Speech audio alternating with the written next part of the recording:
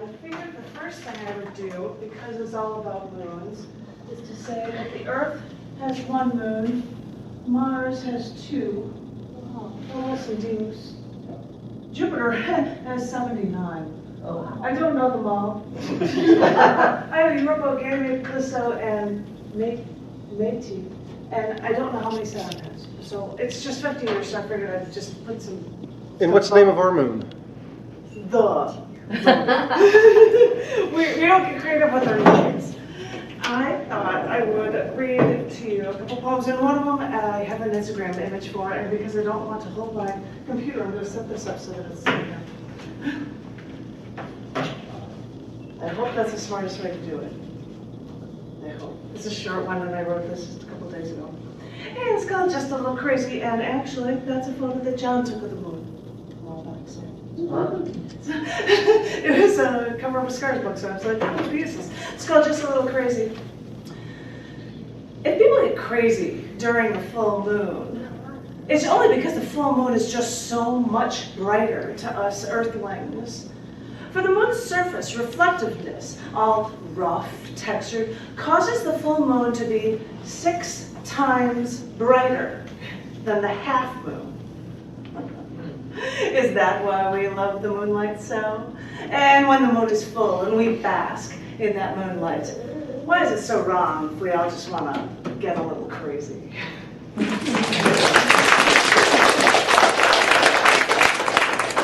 Just because I don't feel like moving that one yet, I'm going to leave it here while I'm reading this one, which is about different moons altogether. This, I won't even tell you the name. It's about different moons. The end. When we on Earth wonder why we need gas giant planets like Jupiter and its 79 moons orbiting so far away from us, we hear the stories of when giants stopped many interstellar objects from crashing into us as our solar system formed. But now we're into our teen years in solar system terms. They don't do much for us when we are actually deep inside of the solar system. But silly you, because you didn't realize how tumultuous those comets could be, like Shoemaker-Levy 9, who kept getting closer to Jupiter. Back in '92, it was extremely close to that planet, within the orbit of Jupiter's innermost moon, Métis, flying so close that it could destroy a moon inside the planet's Roche limit. Inside the Roche limit, that's true. Just give it a few years, is all we astronomy types could think, and big destruction all came true in '94.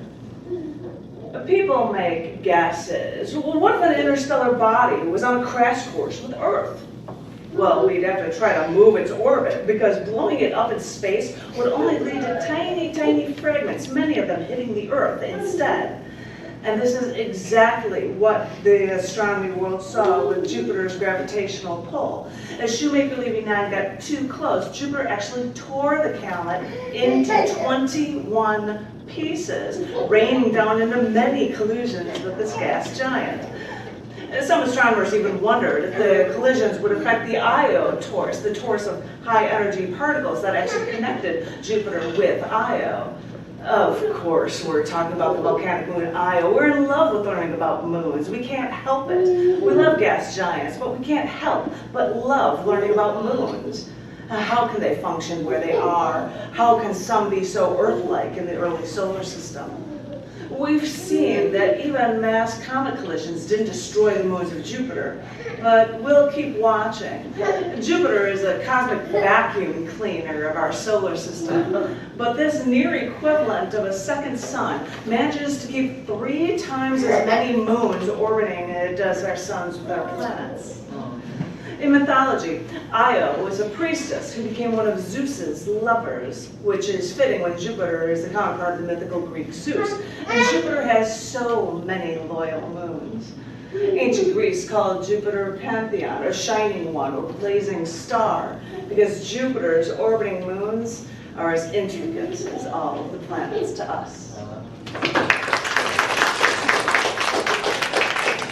You didn't realize you were going to think about other planets on this, and I wrote this when I was asked, hi, that is so exciting, isn't it? When I was at the Dripping Springs around here suggested, well, Janet Kuypers, why are you writing something about Pluto and Charon and the Kuiper Belt? Because it's in my name, blah, blah, blah. So, so last night I came up with the Kuiper Belt ferryman. It's a love-struck universe we live in. We searched out to what we thought was the very edge of our solar system. And what we found was the interlocking love affair between Pluto and Charon.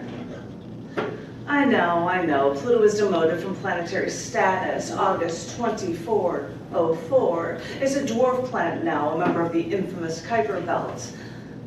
But on my birthday, 28 years earlier, an astronomer discovered a bulge in images of the planet Pluto. And they discovered Pluto was in a very close dance with a partner they named Charon, discovered on plates that were taken 5 years before I was even born.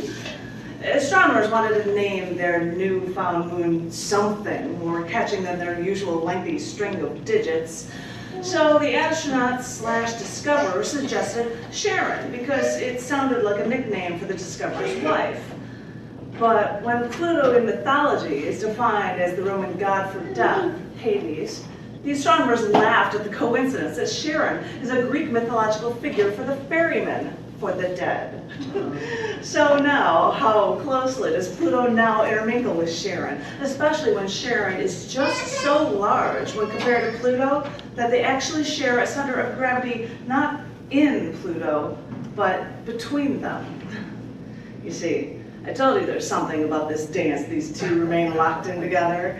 And we love-struck astronomers can agree that when two objects find each other on the edge of our solar system, where it's oh so cold, they've got to stay together to cause some fireworks on their own, right at the edge of the Kuiper Belt, just to let things heat up.